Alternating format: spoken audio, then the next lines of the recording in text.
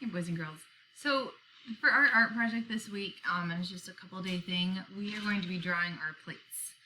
What I mean by that is we're going to be drawing our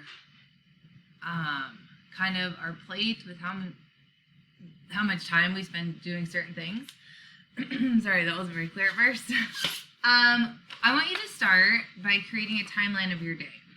So I just took a piece of paper from a paper I'm supposed to be editing. I haven't yet. And I kind of started with my school day, work day, but you could start ahead of that. And I just made it 7 a.m. So I wrote a 7, it's really light, over in this corner. And I'm just going to draw a line to the other side of the page at about the time I go to bed. Which is pretty early. Let's say like 10 o'clock. Usually it's like 9:15. So I have a line from 7 to about 10. And what I'm going to do now is I'm going to kind of diagram my use of time during the day. So I did my first diagram. It's not as big as I thought it was going to be. But basically, I drew a line on the top. I can't draw it very well. I did a line between 7 and 11. And I did the amount of hours down here.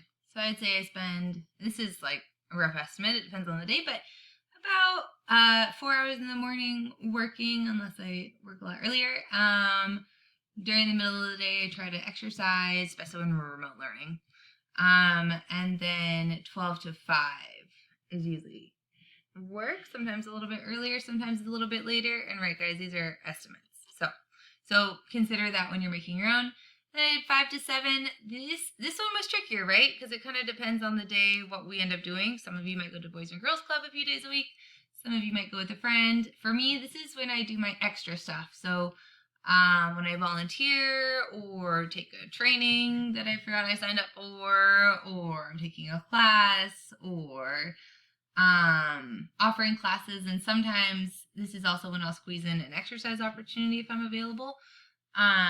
And then after that, I put 7 to 9 is often when I have time to come back and cook and clean for the next day. So I did 7 to 9. I drew a line up here and then kind of what I did. So what you'll do after you do that is you are going to design your plate. And I did this on a really small piece of watercolor paper. I don't recommend using one this small, but it worked for me and I had my journal available, so that's what I did. So I don't know if you can see this very well. This is a super, super light outline of a plate. It's a square plate and it has blueberries around it because I like blueberries. There we go. Now you can see. So I did the square plate around, and then this big chunk up here, it's kind of like a triangle. That was my work slice. Over here, the smaller triangle. This is like time I spend connecting with family or going over to my parents for dinner or babysitting, stuff like that. And then I have my exercise piece and a friend's piece. And then what I noticed, the thing that actually made me really sad, was this little triangle down at the bottom is the time I have to spend by myself doing the things that I need to do. So this was really helpful for me and also a little sad and makes me want to change some things about how I spend my time. But yeah, so your next step after you pencil out your plate, and you can design your plate however you want, is we are going to paint them. And you don't have to paint them. You might not have paints at home. If you'd like paints and need some, let me know and I'll get some for you. You could also use colored pencil. You could use Sharpie. You could do it in a lot of different ways. I was just feeling like I wanted to mess around with some watercolors, and I had them around, and I think it'll look cool. And if nothing else, at least after I feel sad about my little triangle, that I can at least make it pretty.